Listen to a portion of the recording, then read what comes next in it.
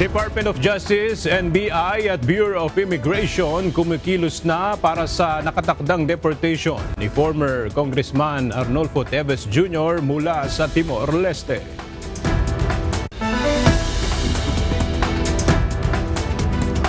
Presensya ng isang pugante gaya ni former Congressman Arnie Teves banta sa seguridad ayon sa pamahalaan ng Timor-Leste.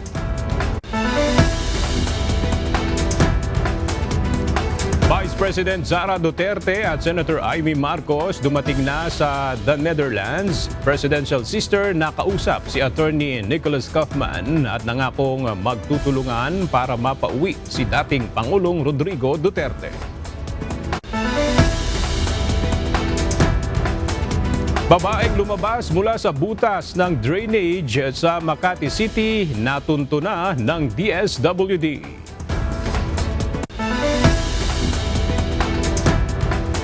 Mandatory na pagsusuot ng face mask ipinatutupad sa mga residente sa Davao del Sur para mapigilan ang posibleng pagkalat ng Mpox. At disenyo ng Manibela Challenge Obstacle Course pinuri ng mga participant na rider, dirt bike at DIRT bike at female riders sumabak sa Day 2 ng Manibela Challenge Season 2. Magandang tanghali mga kasangbahay. Ngayon po ay araw ng Huwebes, May 29, 2025. Tayo po ay sabayang napapakinggan sa Radyo Libertad 1350, ang UNTV Radio. At una sa mga balita ngayong tanghali. Pagdedebatihan ang impeachment trial ni Vice President Sara Duterte sa pagsisimula ng 20th Congress. Ito ang inaasahan ni Senator-elect Vicente Sotto III sa gitna ng issue kung maaari bang magpatuloy ang paglilitis sa susunod na Kongreso. Narito ang report ni Asher Cadapan Jr. Hindi magugulat si Senator-elect Vicente Tito Sotto III kung mayroong dudulog sa Korte Suprema kaugnay ng issue kung maaari bang ituloy ang impeachment court sa 20th Congress. Paliwanag ni Sotto, bilang dating Senate President at sumulat ng kasalukuyang impeachment rules, may dalawang magkasalungat na panuntunan. Una ay ang Senate rules na nagsasabing kapag nag-adjourn na ang sessions ng Congress ay tapos na rin ang anumang business gaya ng committee report o bills at maaari itong i-refile sa susunod na Kongreso. Habang ang impeachment rules naman anya ay nagsasabing kapag naumpisahan ang paglilitis ay tatapusin ito hanggang magkaroon ng desisyon. Ang problema, June 30 tapos. Kaya nga. So those are the two conflicting rules. Oo, yan. Ano? And the impeachment rules emanate from the Senate rules, which the Senate rules emanate from the Constitution. Oo. Sa kabila nito, sinabi ng bagong halal na senador na dapat manatiling impartial o patas sa mga senator judge at tingnan ng presentations at pleadings ng dalawang panig. Gayunman, pagpasok ng mga bagong hanay ng mga senador sa 20th Congress, kailangan pa anyang siyasatin ang pagsasagawa ng impeachment trial. July 28 pa lang, yung mga bago, kung sila ba ay mag-o-oath as members of the impeachment court na kasama nito mga dati, or didebatihin nila yung issue na yan. Asher Cadapan Jr., UNTV News and Rescue. Diyos ang aming sandigan, serbisyo publiko ang aming pinahalagahan.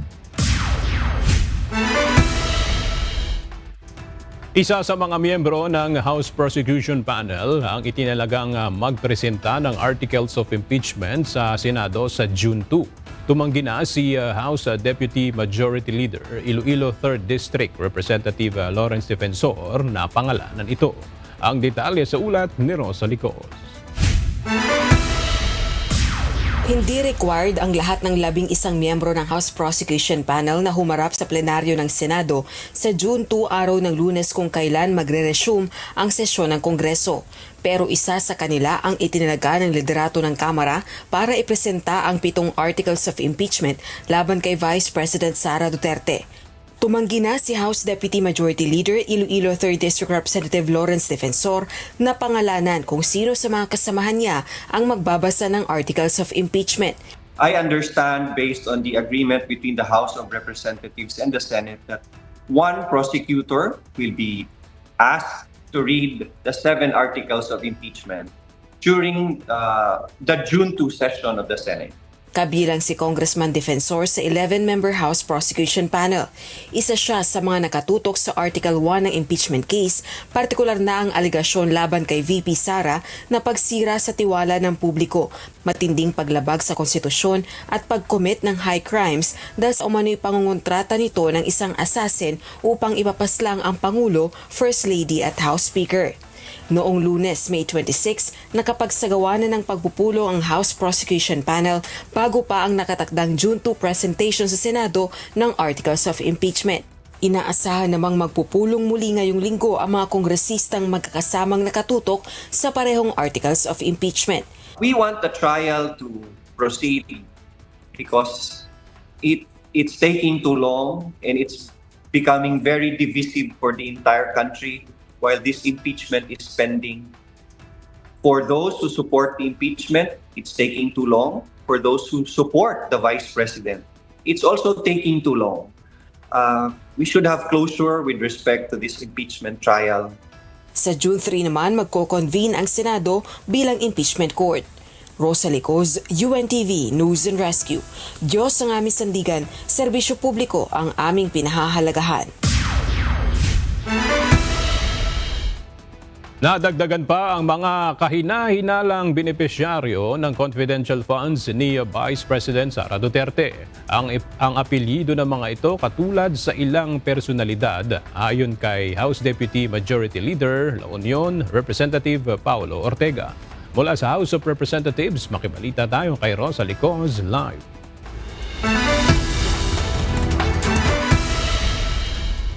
Rosalie, sino itong mga umano'y bogus beneficiary ng confidential funds ni VP Sara? Kabilang ba ito sa ipipresenta ng House Prosecution Panel sa impeachment trial? Aga inaasahang kasama sa ilalatag ng House Prosecution Panel sa napipintong impeachment trial yung mga sinasabing bogus beneficiaries ng confidential funds ni Vice President Sara Duterte. Ang mga ito ay partikular na nakapaloob sa Article 2 ng impeachment complaint laban kay Vice President Duterte, partikular na yung umano'y pagsira sa tiwala ng publiko at graft and corruption dahil sa umano'y paglustay at maling paggamit ng confidential funds ng Office of the Vice President at ng Department of Education.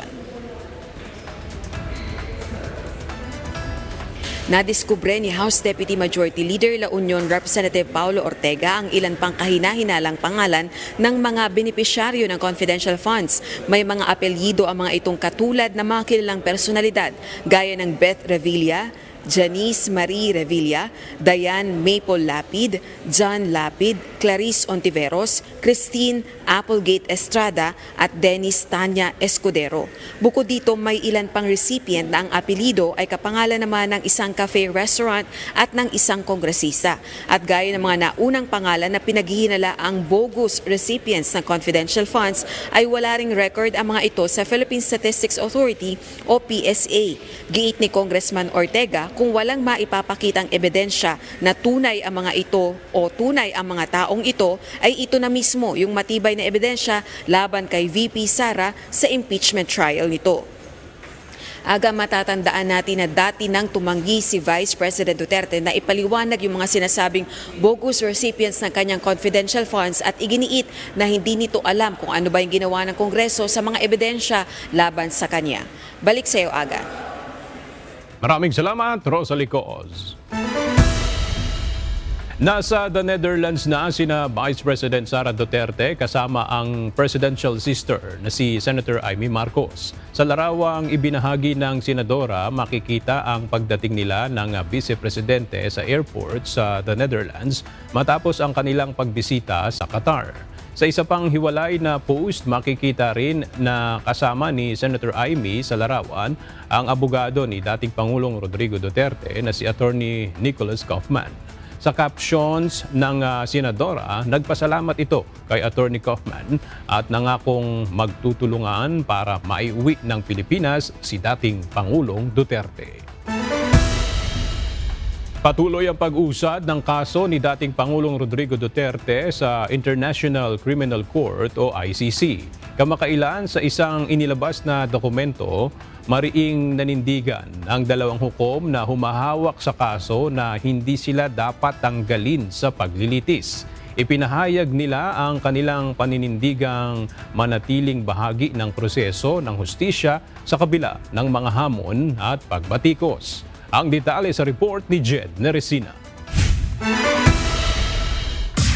Tinutulan Office of the Prosecutor ng International Criminal Court o ICC ang hakbang ng legal team ni dating Pangulong Rodrigo Duterte na i-disqualify ang dalawang ICC judge mula sa kaso ng dating Pangulo na Crimes Against Humanity. Mula ito sa kahilingan ni Attorney Nicholas Kaufman, lead counsel ni dating Pangulong Duterte, natanggalin sina Pre-Trial Chamber 1, Judges Rain Alapini Gansu at Maria del Socorro Flores Liera.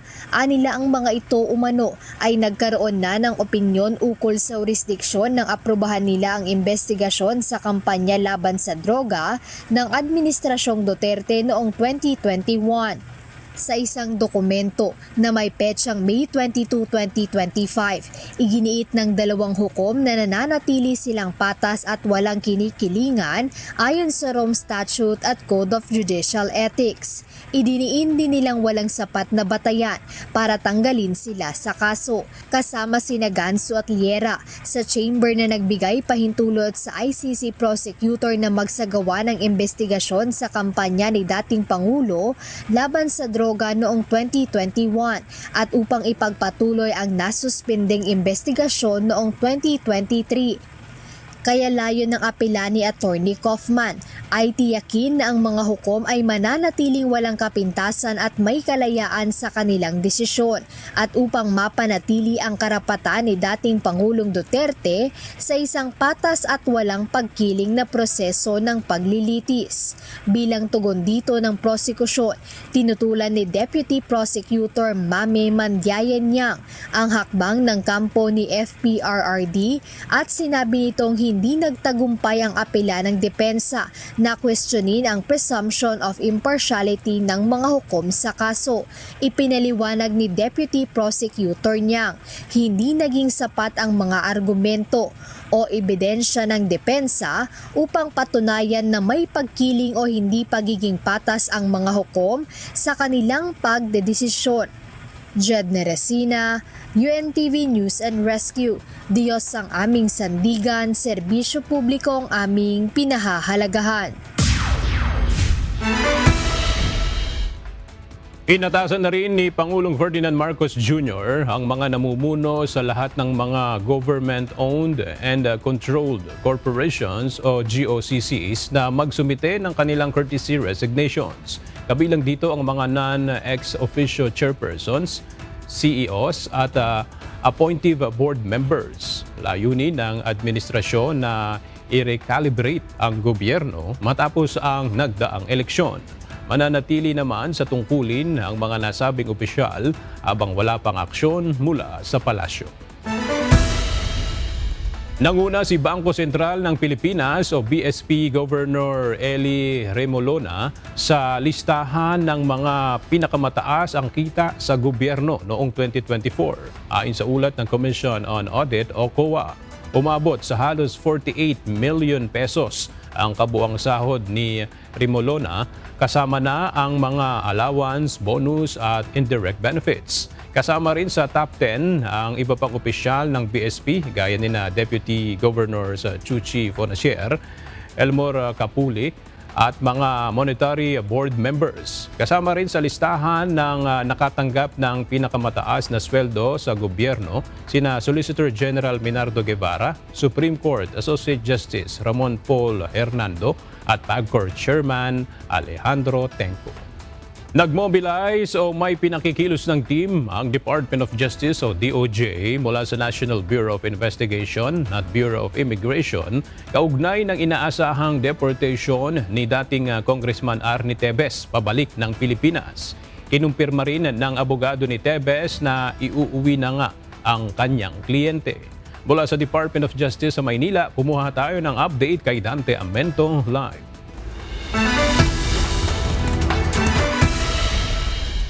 Dante, ano na ngayon ang mga paghahanda ng DOJ dito sa inaasahang deportation kay former Congressman Arnie Teves? Magandang umaga, Aga. Nagpasalamat nga ang Department of Justice o DOJ sa naging hakbang ng Timor-Leste government na ipag-utos ang administrative deportation laban kay dating Congressman Arnulfo Teves Jr. na ngayon ay nahaharap sa patong-patong na kriminal dito sa Pilipinas. Ayon sa DOJ, kasunod ng opisyal na deportation documents mula sa Ministry of the Interior ng Timor-Leste, nagpakilos na anya sila ng isang joint team na binubuo ng mga kinatawan mula sa National Bureau ugnayan sa Timorese authorities para sa ligtas at naaayon sa batas na proseso ng pagpapauwi kay Teves pabalik sa Pilipinas. Kinukonsidera ng DOJ ang pahayag ng Presidency of the Council of Ministers ng Timor-Leste na ang presensya ni Teves sa kanilang bansa ay banta sa pambansang seguridad at public order.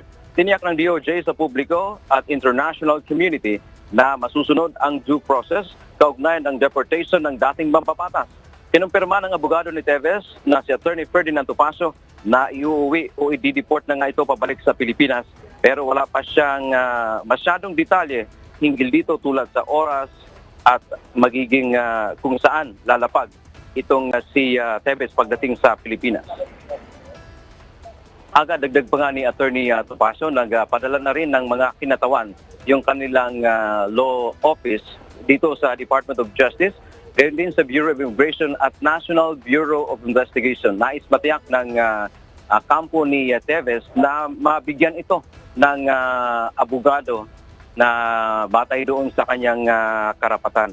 At sa ngayon, ayon pa sa abogado ni Teves na si Attorney Ferdinand Topacio, handa naman sila na idepensa yung kanilang kliyente kung sakasakaling formal na nga itong haharap sa korte dito sa Pilipinas kaugnay sa mga kasong murder, frustrated murder, kaugnay dito sa nangyaring Pamplona massacre noong May o March 4, 2023. Ayon pa kay Topacio, ang kanilang paniwala aga, mahina yung kaso laban sa kanilang kliyente, kasunod na rin ng pag-atras sa ilang mga testigo sa kaso. Yung ang ating update mula dito sa Maynila. Balik sa iyo, Aga. Maraming salamat, Dante Amento. Naglabas ng pahayag ang Timor-Leste government kaugnay ng desisyon na hulihin at pabalikin sa Pilipinas si dating Congressman Arnie Teves. Sa isang opisyal na pahayag, sinabi ng Timor-Leste government na ang pananatili doon ni Teves na isang akusado sa sari-saring krimen sa Pilipinas ay isang seryosong bagay at hindi katanggap-tanggap sa kanilang bansa. Bukod dito, ang mahigit 2 taong pananatili ni Teves doon ay nagiging hadlang para sa maayos na ugnayan ng Pilipinas at Timor-Leste. Nagbibigay nila ito ng hindi magandang impresyon sa Timor-Leste dahil naging takbuhan ito ng isang taong may malaking pananagutan sa batas. Magpapatupad ng modification sa pagpapatrolya ng kanilang mga tauhan ang National Capital Region Police Office o NCRPO. Ito'y bilang bahagi ng mas epektibong pag-iral ng seguridad at kaayusan sa Metro Manila. Mula sa Camp Crame, may report si Lea Ilagan live. Lea, paano yung gagawing modification na gagawin ng NCRPO kaugnay ng pagpapatrolya ng mga pulis sa mga lansangan sa Metro Manila? Magandang tanghali sa iyo, Aga, ay kay Southern Police District Director, Police Brigadier General Joseph Arguelles. Kabilang sa mga modification na ginagawa ng mga pulis ay ang pagtitingin sa mga defects sa mga kalsada habang nagpapatrolya tulad na lamang ng walang takip na mga manhole, sirang ilaw sa mga poste, lubak-lubak na kalsada at iba pa. Ang mga ito kasi aniya ang maaaring maging faktor sa pagkakaroon ng krimen o anumang insidente sa isang lugar. Kaugnay dito, inatasan na ng NCRPO ang lahat ng mga chief of police sa Metro Manila na isama ang mga ito sa kanilang isusumiting report kada linggo. Pagkatapos aniyang ma-consolidate ang mga report na ito, ay saka makikipag-ugnayan ang pulisya sa kaukulang ahensya at local government unit upang agad itong maaksyonan.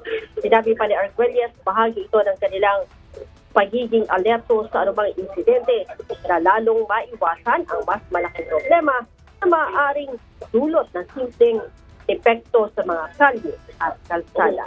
Aga? Maraming salamat, Leia Ilagan. Naglabas na ang Metropolitan Manila Development Authority o MMDA ng 7 northbound at 15 southbound alternate routes na maaaring daanan ng mga motorista sa pagsisimula ng EDSA Rebuild projects sa June 13. Kabilang sa northbound routes ang Macapagal Avenue, Rojas Boulevard patungong Naiya Expressway, Arnaiz Avenue, Buendia Avenue, Quirino Avenue, Kalayaan Avenue at Pioneer Street. Habang sa southbound ay kabilang ang Skyway Stage 3, Roosevelt Avenue, C5, Aurora Boulevard, Ortigas Avenue, Shaw Boulevard, Ayala Avenue at iba pa. Inikayat din ng MMDA ang mga motorista na gamitin ang mabuhay lanes para makaiwas sa inaasahang pagsisikip ng trapiko sa EDSA. Nilinaw ng Metropolitan Manila Development Authority o MMDA na tuwing may emergency situation lamang, maaaring ma-exempt sa no contact apprehension policy ang mga emergency vehicle sakaling nakagawa sila ng violation. Ayon sa MMDA, magsasagawa sila ng verification upang matukoy kung talagang rumisponde sila sa emergency situation. At para sa detalye, makibalita tayo kay Benedict Samson live.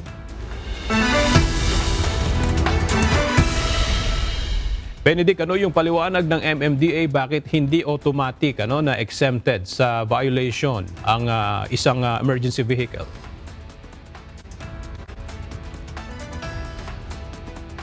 Manila Development Authority ay hindi nila pwedeng iprograma na exempted lahat ng gumagamit ng reefer at wagwa dito nga sa ilalim ng No Contact Apprehension Policy o NCAP.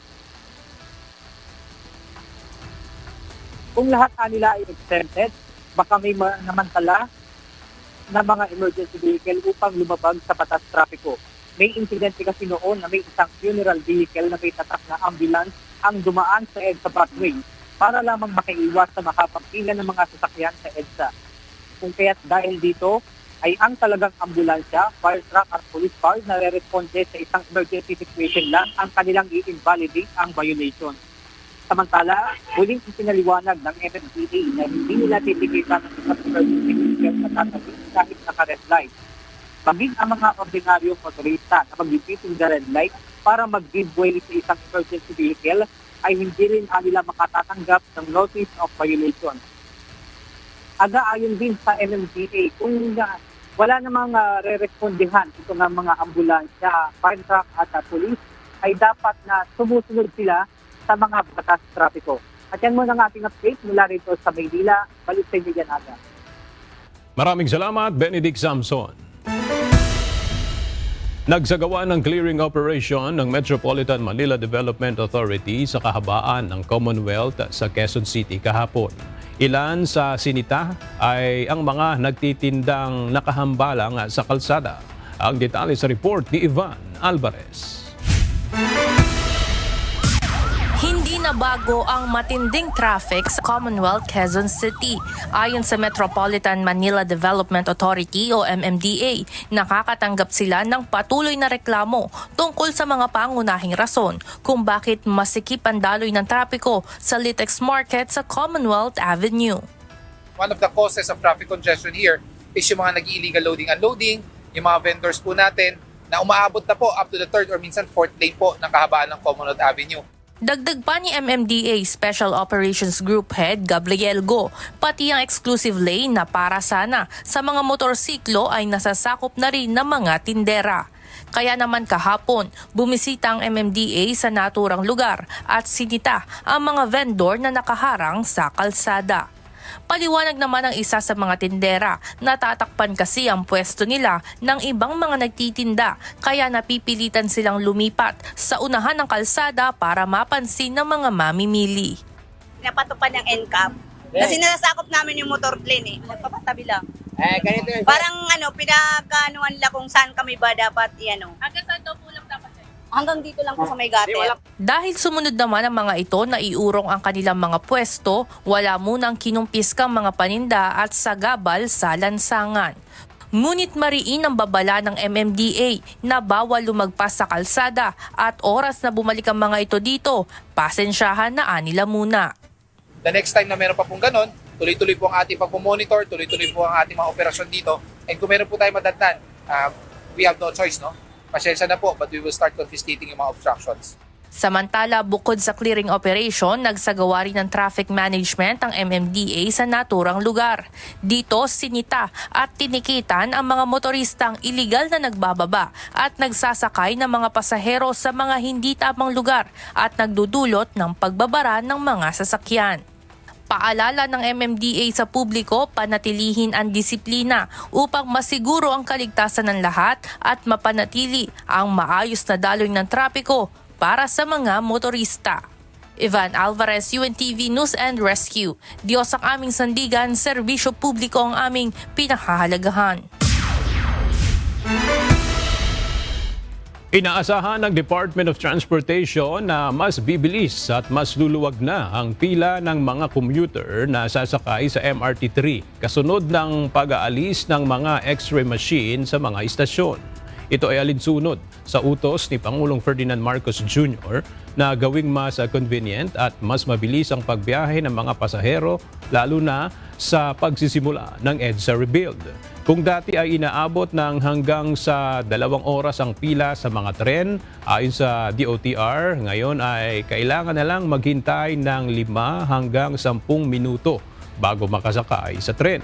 Tiniyak naman ng ahensya na bagamat unti-unti nilang inaalis ang X-ray machine ay hindi dapat mabahala ang publiko dahil nananatili ang kanilang pagbabantay sa seguridad ng mga pasahero sa tulong ng PCG, K9 dogs at security cameras. 8 grupo ang naghain ng petisyon para sa dagdag na 555 pesos sa sahod sa National Capital Region ayon sa NCR Wage Board. Tatalakayin ang mga petisyon sa public hearing sa June 17 sa Occupational Safety and Health Center sa Quezon City. Maaring magsubite ng posisyon ang sinumang nais makilahok mula May 29 hanggang June 13, habang ang pagtutol sa mga petisyon ay dapat ihain bago o sa June 13. Sa kasalukuyan, ang minimum wage sa NCR ay 645 pesos para sa mga non-agricultural workers at 608 pesos naman sa mga nasa agrikultura at maliliit na negosyo. Inirekomenda ng Department of Agriculture na panatilihin ang 15% na taripa sa imported na bigas upang mapanatili ang presyo nito sa pamilihan at maiwasan ang pagtaas ng inflation. Tinatayang 25% ng bigas na kinukonsumo sa Pilipinas ay imported kaya't mahalaga ang mababang taripa para hindi tumaas ang presyo ng bigas sa lokal na pamilihan. Sinasaalang-alang ng DA ang presyo sa pandaigdigang merkado, palitan ng pera at gastos sa logistics bago magtakda ng taripa. Tiniyak din ng ahensya na magpapatuloy pa rin ang mga programa ng gobyerno tulad ng 20 pesos per kilo rice subsidy kahit na may pagbabago sa taripa. Nag-inspeksyon ngayong araw ang Department of Agriculture kasama ang Bureau of Customs matapos masabat ang pinaghihinalaang mga puslit na asukal. Mula sa Maynila, may report si Mia Alonzo live. Mia, ano yung detalye niyang pag-inspeksyon ng Department of Agriculture at Bureau of Customs? Magandang tanghali, Aga. Ngayong araw, nagsagawa ng inspeksyon ng Department of Agriculture at Sugar Regulatory Administration kasama ang Bureau of Customs upang inspeksyonin ang mga truck na pinaghihinalang smuggled sugar. Sa kapapasok lamang na update, ayon kay Sugar Regulatory Administrator Luis Azcona, 2 truck ng sugar ang nasabat na nagkakahalaga ng 9 million pesos, habang kasama din sa nakita at nasabat ang nagkakahalaga na 90 million naman na smuggled cigarettes. Ayon sa DAFRA, deklarado naman nila na sugar at lehitimo naman ang importers nito galing Thailand at Vietnam. Kaya lang, wala nila sa kasalukuyan na importation program sa asukal ang bansa, kaya ito ay papatak sa smuggled o illegal na ipinasok sa bansa. Ayon pa sa SRA, kapag nag-import, retail market ang matatamaan lalo na ang local farmer, kaya wala pang pinapayagan na importasyon sa asukal. Pagbibigay din ng ahensya na wala rin naman shortage sa asukal ang bansa sa kasalukuyan. Sa ngayon, ang smuggled na asukal na nasa bat ay plano ng Department of Agriculture na ma-donate nationwide. At yan muna ang update mula dito sa Maynila. Balik sa iyo, Aga. Maraming salamat, Mia Alonzo. Simula sa June 2, tatanggapin na ng Mercury Drug Outlets ang guarantee letter ng Department of Social Welfare and Development o DSWD mula sa kanilang programang Assistance to Individuals in Crisis Situation o AICS at Ayuda para sa Kapusang Kita Program o AKAP. Ayon sa ahensya, pwedeng ipambili ng mga benepisyaryo ng maintenance medicines ang kanilang mga guarantee letter sa Mercury Drug. Kabilang sa mga branch na tatanggap na ng guarantee letter mula sa DSWD Central Office ang Fairview Commonwealth, Evergotesco Commonwealth, Tandansora Visayas, Marikina, JP Rizal, Caloocan Monumento, Caloocan City de Paro, San Mateo General Luna at Pasay City Blue Bay Walk. Ang mga branch naman na tatanggap ng guarantee letter mula sa field office ng National Capital Region ay ang Quiapo, Plaza Miranda, Sampaloc Earnshaw, Sampaloc Legarda, Caloocan Plaza, Baclaran Airport at Armala Center Pasig.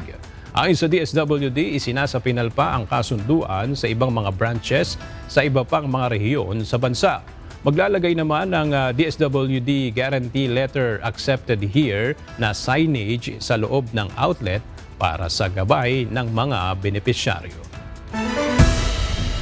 Iminungkahi ng Department of Education na alisin na sa kolehiyo ang 3 General Education o GE subjects na Art Appreciation, Contemporary World at Ethics at isama na lamang sa Senior High School curriculum. Ayon kay Assistant Secretary Janira Datukan, bahagi na ng grade 7 to 12 ang mga subject na ito kaya hindi na kailangang ulitin sa kolehiyo. Ipatutupad sa school year 2025 to 2026 ang bagong SHS curriculum kung saan grade 11 ay para sa core subjects at grade 12 ay para sa electives. Nagbukas ang Saudi Arabia ng 265 fully funded scholarship para sa mga Pilipinong nais mag-aral ng undergraduate o graduate programs sa academic year 2025 to 2026. Sakop ng scholarship ang tuition, monthly allowance, accommodation, medical insurance at round-trip airfare. Bukas ito sa lahat ng kurso maliban sa medicine courses. Para sa mga interesado, maaaring magsumite ng aplikasyon sa Study in Saudi portal sa www.studyinsaudi.moe.gov.sa. Iba't ibang problema ang nasa lunga ng atin ito coalition sa pagsasagawa sa ikatlong civilian mission sa West Philippine Sea. Gayunman, naging matagumpay pa rin ang kanilang isinagawang concert at Sea for Peace sa territorial water ng Pag-asa Island kahapon. Narito ang report ni Ryan Lacanale. So, sis, panalo mo at nakaabot tayo sa ating destinasyon at susubukan pa natin mas lumapit pa habang tayo ay nagkakantahan para makasalubong yung ating mga fishing vessels. At syempre, masama sila sa ating jamming. Okay? Woo! Ito ang udyat na nagsimula na ang concert at Sea for Peace. Pagpasok ng civilian vessel sa territorial water ng Pag-asa Island, 1:30 ng hapon kahapon. Sa kabila yan ng iba't ibang hamon na nasa lunga ng grupo, marating lamang ang bisinidad ng Pag-asa Island.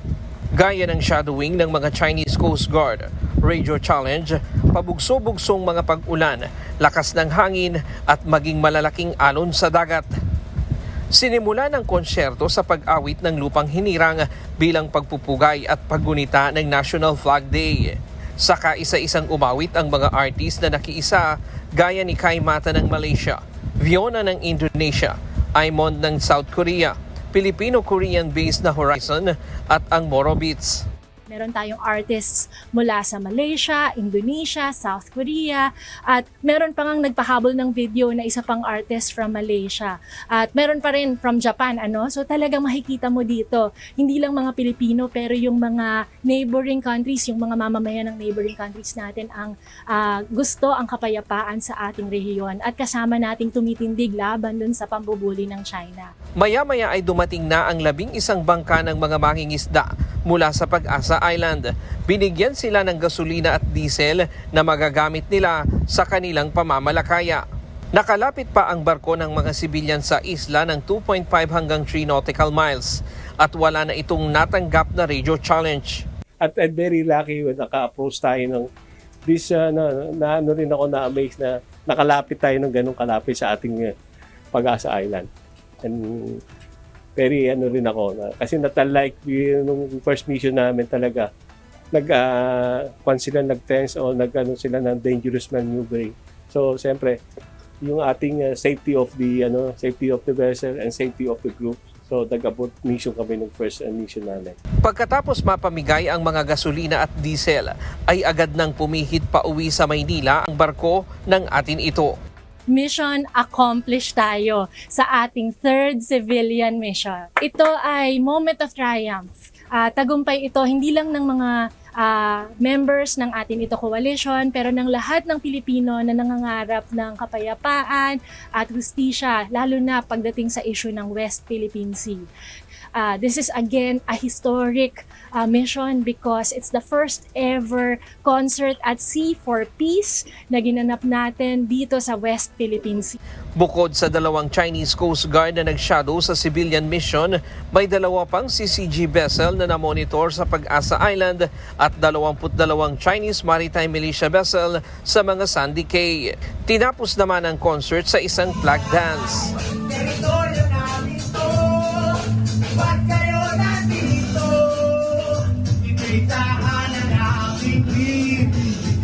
Ryan Lacanlale, UNTV News and Rescue.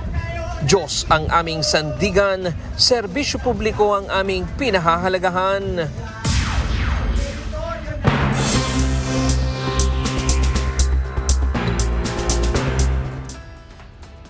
Sa kapapasok lamang na balita, si former Pag-ibig Chief Executive Officer Attorney Darlene Marie Berberabe na ang bagong talagang Solicitor General ng PBBM Administration. Ayon nito mismo kay outgoing Solicitor General Menardo Guevara. Sa isang mensahe, nagpaabot ng pagbati si Guevara sa bagong talagang Solgen at sinabing masaya siya para kay Attorney Berberabe, lalo na at malawak ang karanasan nito bilang isang abogado. Sa ngayon ay hinihintay pa ang opisyal na anunsyo ng Malacanang kaugnay sa pagtatalaga ng bagong Solicitor General kapalit ni Guevara.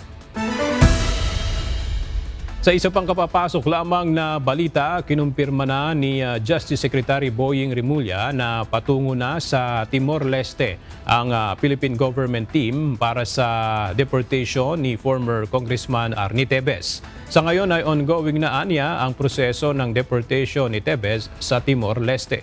Abangan ang iba pang detalye mamaya sa Ito ang Balita.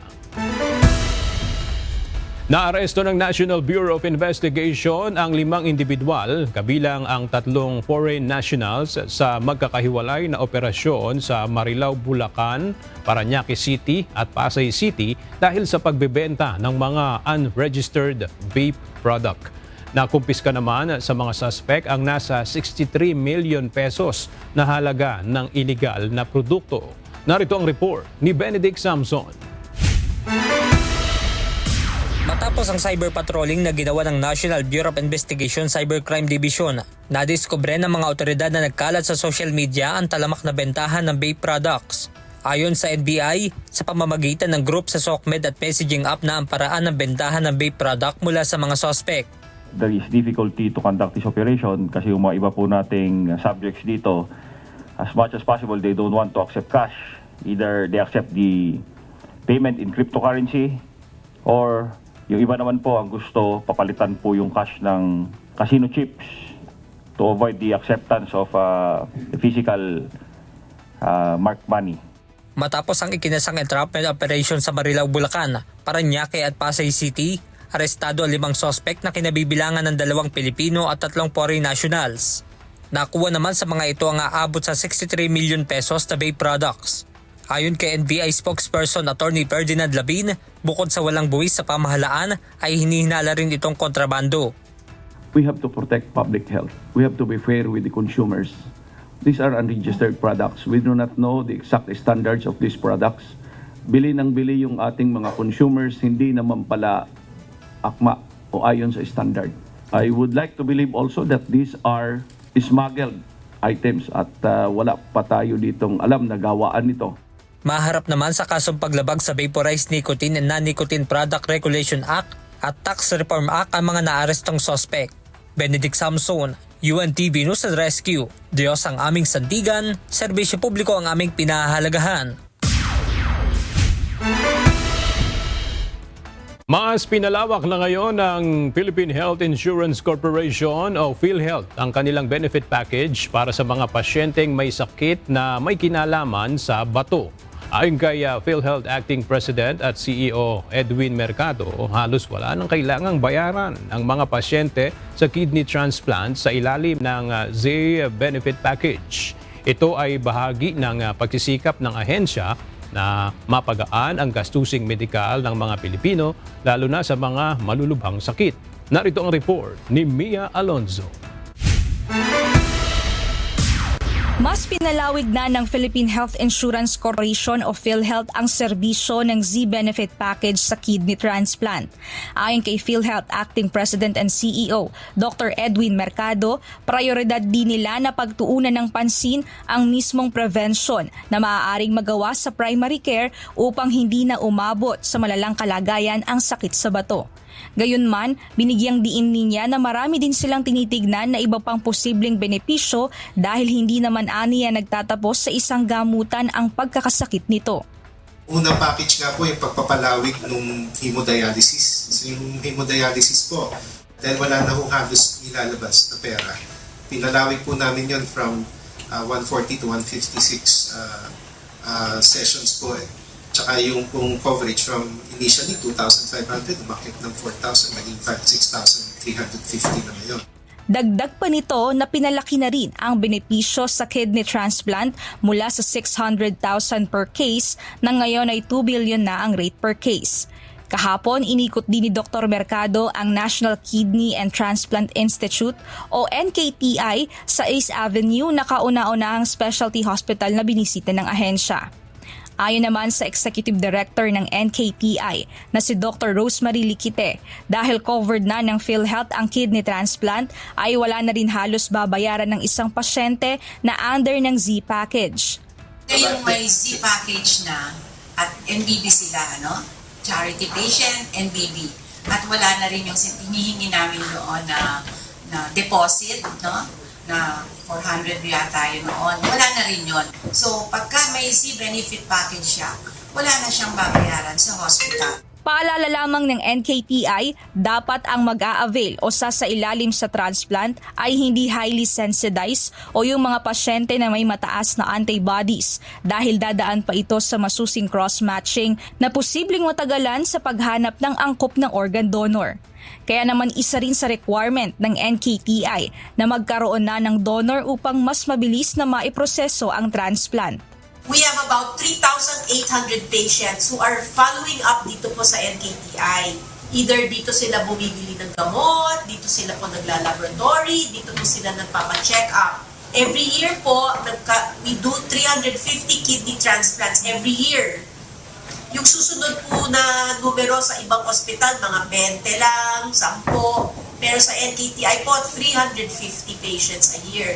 So yan po lahat, susuportahan din ng PhilHealth ang kanilang kidney transplant. Dagdag pa ng institusyon, inaasahan na rin nila na maianunsyo ng PhilHealth na maisama na rin sa coverage ang magiging gamutan matapos ang kidney transplant. Ayon naman sa PhilHealth, isa rin sa tinututukan nila ang pagpapabilis ng pagproseso sa mga claims ng ospital upang hindi na maantala ang serbisyo sa mga pasyente.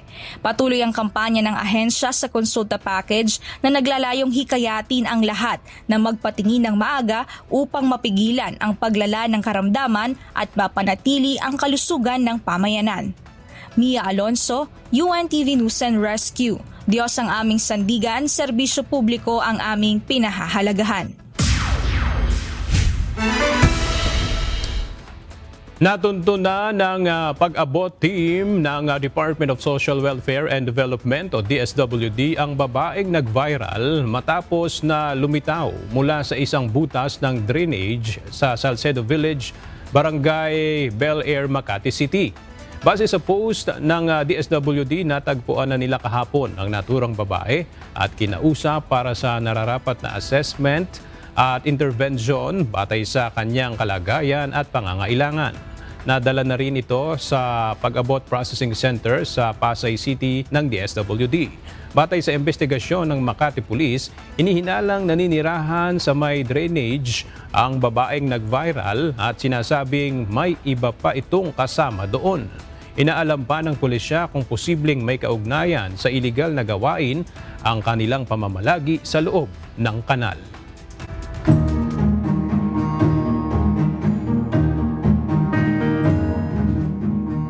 Ipinag-utos na ng provincial government ng Davao del Sur ang pagpapatupad ng mandatory na pagsusuot ng face mask sa kanilang mga residente. Kasunod ng naitalang isang kaso ng Mpox sa Magsaysay, Davao del Sur.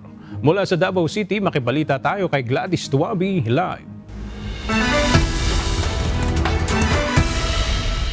Gladys, ano ang detalye nitong ipinatutupad na mandatory face mask sa Davao del Sur? Aga, ayon nga sa ulat, may isang kumpirmadong kaso na ng monkeypox sa bahagi ng munisipalidad ng Magsaysay sa probinsya ng Davao del Sur. Bunsod nito ay ipinatutupad na ang mandatory na pagsusuot ng face mask sa buong probinsya. Sa ilalim ng Executive Order No. 26 na nilagdaan ni Governor Yvonne Cagas, ang mga residente sa probinsya ay kinakailangan ng magsuot ng face mask sa indoor public and enclosed spaces, sa mga market, public transport, paaralan, mga simbahan at business establishments. Ganon din sa mga crowded outdoor areas kung saan hindi na naipatutupad ang physical distancing at healthcare facilities. Nakasaad din sa nasabing EO ang pagpapatupad ng physical distancing ng 1 metro sa mga pampubliko at communal areas at pagtiyak na merong maayos na ventilation sa mga enclosed spaces. Aga, binigyan na rin ng direktiba ang mga barangay, lungsod at munisipalidad sa buong probinsya na mahigpit na ring ipatupad ang surveillance, reporting at public education bilang bahagi pa rin sa kanilang hakbang na maiwasan ang pagkalat ng monkeypox at iba pang nakahahawang sakit sa buong probinsya. Yan muna ang ating update. Balik sa iyo, Aga. Maraming salamat, Gladys Tuabi. Nagkasundo ang mga otoridad sa Negros Oriental na gumamit ng mga alternatibong pantalan para maibsan ang dagsa ng mga truck na nai-divert mula sa San Juanico Bridge. Kabilang sa mga pantalan na maaaring gamitin ay ang Tandayag Port sa Amlan, mga private port at mga port sa Tambobo Bay sa Siaton. Pinapayagan na ng Marina ang mas flexible na departure schedule ng mga barko para maiwasan ang pagkapal ng mga tao sa bawat pantalan. May nakatalaga na rin mga tauhan ang Coast Guard na magpapanatili ng kaayusan sa lugar. Simula May 15 ay pinagbawalan ng DPWH ang mga sasakyan na may bigat na mahigit sa 3 tonelada na dumaan sa San Juanico Bridge habang kinukumpuni ito.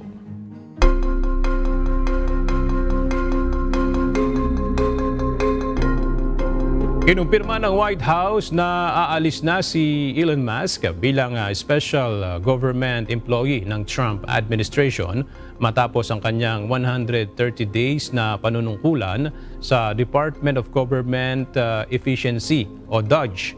Nagpasalamat si Musk kay Trump at sinabi na magpapatuloy ang layunin ng DOGE na bawasan ang burokrasya ng pamahalaan. Sa pumumuno ng DOGE, nabawasan ng 260,000 ang federal civilian workforce sa pamamagitan ng early retirement at pagbabawas ng posisyon.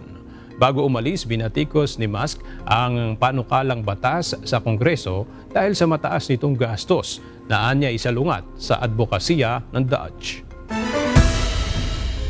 Sisimula na ng Estados Unidos ang pagbawi sa visa ng mga Chinese students kasama na ang mga hinihinalang may kaugnayan sa Chinese Communist Party o nag-aaral sa critical fields. Ito ang ipinahayag ni Secretary of State Marco Rubio na isang hakbang ng Trump administration upang paigtingin ang kanilang mahigpit na patakaran sa immigration. Sinabi rin ni Rubio, plano nitong repasuhin ang visa criteria upang mas higpitan ang pagsusuri sa mga susunod na visa applicants mula sa China at Hong Kong.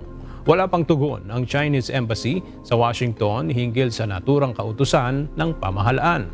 Matatandaan nitong nakaraang araw, naglabas ng direktiba ang US State Department sa mga embahada nito sa iba't ibang bansa nang hinggil sa pagpapahinto sa pagtanggap ng bagong appointment para sa mga foreign student at exchange visitor visa applicants.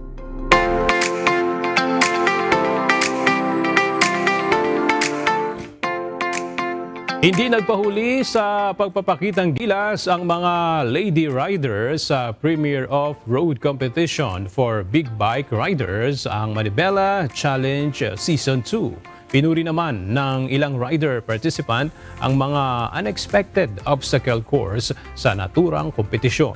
Narito ang ulat ni Rodel Flordelis.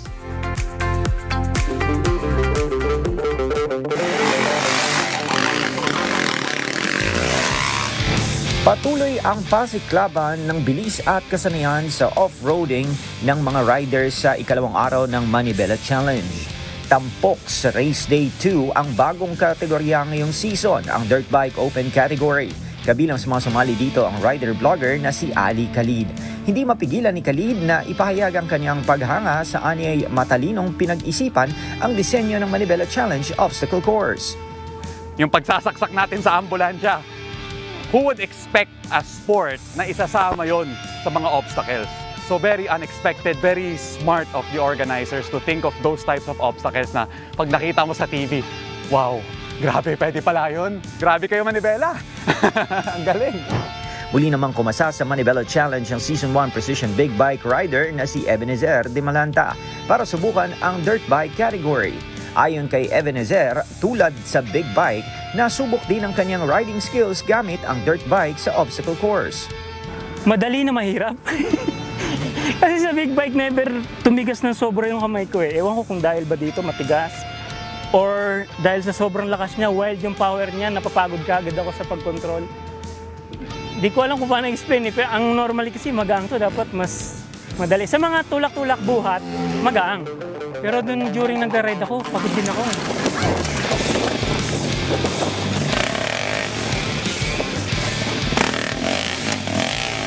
Bukod sa dirt bike category, nagpakitang gilas na rin ang mga matatapang na lady riders sa female category.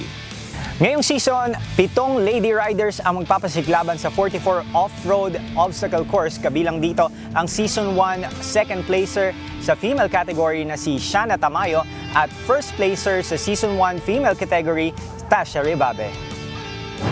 Thank you so much kay Sir, lalo na kay Sir Razon, sa pagbibigay po ng chance sa mga rider, kagaya ko din na lady rider, na marami po kami natututunan dito na mga skills na advanced na magagamit namin kahit saan kami mapunta, dahil ito ay talagang mapapaisip ka. So pag nadaanan mo to, wala ka na masabi, alam mo na ang gagawin mo. Kaya mo nang i-handle ang sarili mo. Bukod sa pagpapakita ng speed at precision sa riding skills, layunin ng Manibela Challenge ang pagsulong ng charity sa riding community. Bringing all of these people together with one passion, with one goal, bringing the speed, precision, and charity at heart, with one goal to provide that to the rest of the world, I think is the most valuable thing na naipoprovide nyo para sa lahat ng mga tao at hindi lang para sa mga rider. Sumabak na rin ang unang dalawang koponan ng team category, ang Team Descarte at Team Moto Brothers. At sa huling araw ng Manibela Challenge Race Season 2 ay abang naman natin ang pakikipagtunggali ng ating defending champions sa team category, ang Team Ducati. Rodel Flordeliz, UNTV News and Rescue. Diyos ang aming sandigan, serbisyo publiko ang aming pinahalagahan.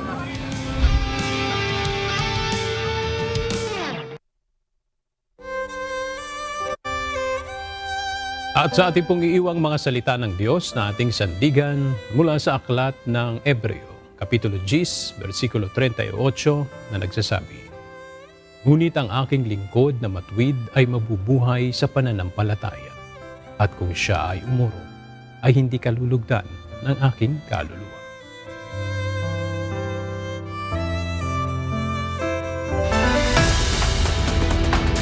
At yan ang mga balita ang aming tinutukan at inaksyonan. Dahil sa aming pagbabalita, una, ang pagkalinga sa kapwa.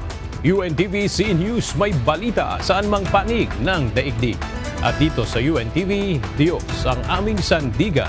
Serbisyo publiko ang aming pinahahalagahan. Magandang tanghali.